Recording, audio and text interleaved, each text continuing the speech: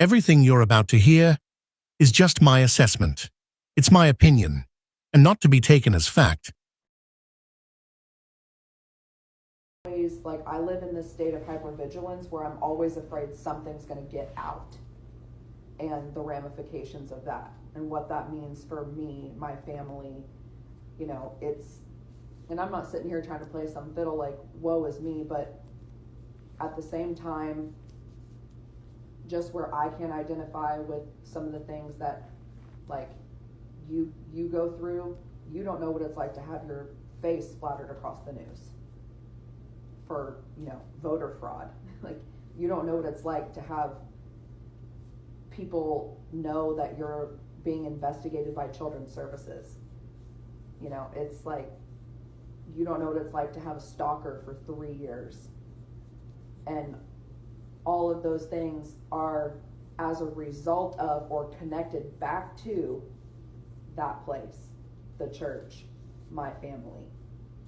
And so I always, I go into this mode of, protect at all costs.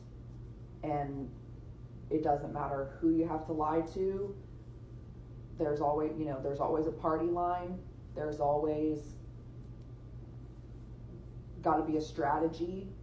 And my life has always been this impossible game of, chess and Tetris and trying to figure out who fits where, what fits where, who can I tell what. And a lot of it too is insecurity, fear of being judged, looked at differently, seen as less than, and that fear of the blurred line where it's like, if I tell them this, they'll no longer respect me as any type of spiritual authority, or they'll no longer respect my position at the church. And my instinct is to always protect that first instead of protect Ashton. And it's a really tough, it's a really tough line to toe, because I've never felt like my life is mine. I've never felt like I have room to make mistakes. That's why there's so many lies and hiding and double life and all of that, because I've never had room to make mistakes, and when I do, it's immediately,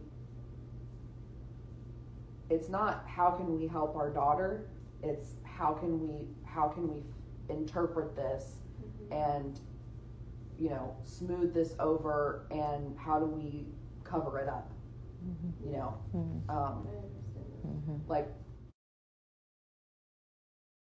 Here is a thorough line-by-line dissection, debunking, and deconstruction of the leaked audio of Ashton Parsley, titled, "Are These Mega Ministers Possessed by the Same Spirit or the Same Personality Disorder?"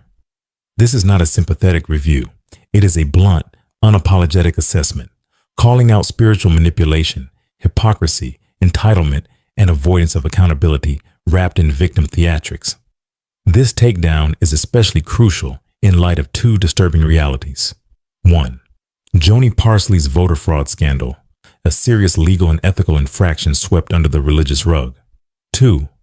Ashton Parsley's alleged inappropriate relationship with a male Harvest Preparatory School student while she was in her mid-20s, a scandal that some believe was covered up by her father, Rod Parsley, and World Harvest Church. Ashton's comments and confessions aren't mere stumbles. This is systemic misconduct, made crystal clear. This assessment intends to leave no stone unturned. Statement by statement dissection and condemnation. I live in this state of hypervigilance where I'm always afraid something's going to get out, and the ramifications of that and what that means for me, my family. Dissection. That's not hypervigilance. That's guilt-ridden concealment. especially when something refers to deeply immoral acts, like an alleged affair with a high school student and criminal accusations against your mother. Condemnation. If you're always afraid something will get out, that's not persecution. It's the fruit of a rotting hidden life. God doesn't bless secret sin. He exposes it. Luke 12:2. For there is nothing covered that shall not be revealed, neither hid that shall not be known. And I'm not sitting here trying to play some fiddle like, woe is me, dissection. But that's exactly what she's doing. You don't preface a 10-minute pity monologue with, I'm not trying to get pity, unless you're consciously trying to weaponize it. Condemnation. Self-pity is not repentance. It's not courage. It's emotional manipulation, especially coming from someone alleged to have used church power in position to hide scandal. You don't know what it's like to have your face splattered across the news for voter fraud. Dissection. You're right. Most people don't. Because most people aren't accused of voter fraud, especially not alongside their mother, Joni Parsley. Condemnation. This isn't martyrdom. This is potential criminality. And there's no apology, no repentance, no ownership, only complaint that it was made public. Proverbs 28:13. He that covereth his sins shall not prosper. You don't know what it's like to have people know that you're being investigated by Children's Services. Dissection. What exactly was the allegation? What was being investigated? Who was harmed? None of that is addressed. Her concern is reputation, not righteousness. Condemnation. You don't get to lead worship or mentor students when you can't clarify whether abuse or neglect was alleged under your roof. This is spiritual malpractice at its finest. You don't know what it's like to have a stalker for 3 years. Dissection. This serious claim is buried within a monologue about her own scandals. Why? Because it helps blur the lines between victimhood and wrongdoing, so the listener sympathizes and forgets what she's done. Condemnation. Real stalking victims deserve empathy, but exploiting trauma to deflect accountability is the very definition of spiritual gaslighting. And all of those things are as a result of or connected back to that place, the church, my family. Dissection. So let's get this straight. The voter fraud charges, the child services investigation, and the alleged relationship with a teenage boy at Harvest Prep are all someone else's fault? Condemnation. This is not honesty. This is generational narcissism. When you inherit a platform built on control, then use that platform to blame others for your own wreckage, you're not a victim. You're part of the machinery. I go into this mode of protect at all costs, and it doesn't matter who you have to lie to. Dissection. Direct confession. Lying is a default setting. Not regretfully, not shamefully, just how it works. Condemnation. When your instinct is deception and you're platformed as a voice to the next generation, what you are modeling is spiritual theater, not truth. Titus 1:7. For a bishop must be blameless. There's always a party line. There's always got to be a strategy. Dissection. When someone starts sounding like a DC lobbyist instead of a spirit-filled believer, something's wrong. Condemnation. Ministry isn't a crisis communication firm, and if World Harvest has a party line every time someone gets exposed, then it's a cult with a communications department, not a church. My life has always been this impossible game of chess and Tetris. Dissection. The metaphor here is telling. People aren't blocks. Truth isn't a puzzle, and life isn't a game, unless you've built your platform on performance instead of character. Condemnation. You don't get to play the victim of a game when you're one of the architects of its rules. And a lot of it too is probably, it is, insecurity. Dissection. Finally, a thread of honesty. But what does she do with it? Excuse deceit. Justify duplicity. Condemnation. Insecurity is not a free pass to violate ethics, boundaries, or God's law, especially when that insecurity allegedly led to an affair with a vulnerable teen under your influence. Fear of being judged, looked at differently. Dissection.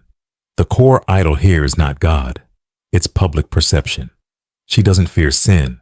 She fears what sin will look like on social media. Condemnation. This is the hallmark of Phariseeism, prioritizing optics over obedience. Matthew 23:5. But all their works they do for to be seen of men. If I tell them this, they'll no longer respect me as any type of spiritual authority. Dissection. Then tell it. Respect that's built on lies is not worth keeping. If your authority crumbles under truth, then it was never God-given to begin with. Condemnation. This is not humility. It's control through concealment. My instinct is to always protect that first instead of protect Ashton. Dissection. The false persona matters more than the actual person. The platform matters more than the soul. Condemnation. This is textbook idolatry. And the idol is Ashton Inc. Her own image, her own voice, her own stage. I've never felt like my life is mine. I've never felt like I have room to make mistakes. Dissection. Let's pause.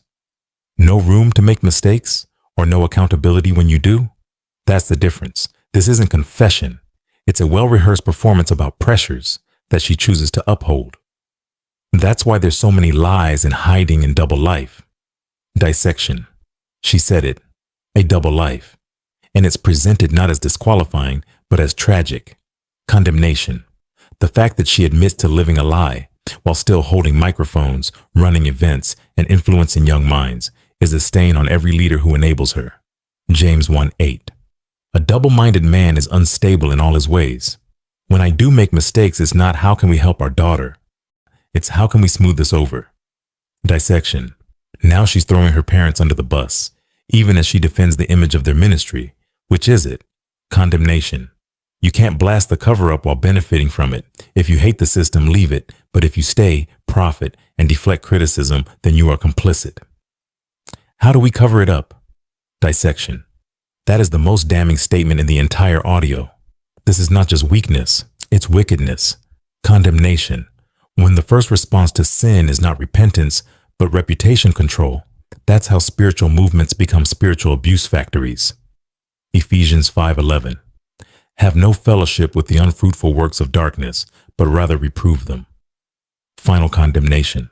A culture of controlled collapse. This leaked audio isn't vulnerability. It's a spiritual autopsy. Ashton Parsley is not under siege. She is under the weight of unrepented deception, years of spin, and a generational culture of control. Let us not forget, the Joni Parsley voter fraud scandal didn't just happen. It was covered. The alleged affair with a minor under Ashton's leadership wasn't a rumor. It was a buried warning sign. What we hear in this recording is not repentance. It's a controlled burn, carefully crafted to elicit sympathy while dodging full confession. Until there is a full public confession of all wrongdoing, until every cover-up is repented of and every victim is heard and honored, until platforms are voluntarily surrendered, Ashton Parsley must be stripped of all spiritual authority.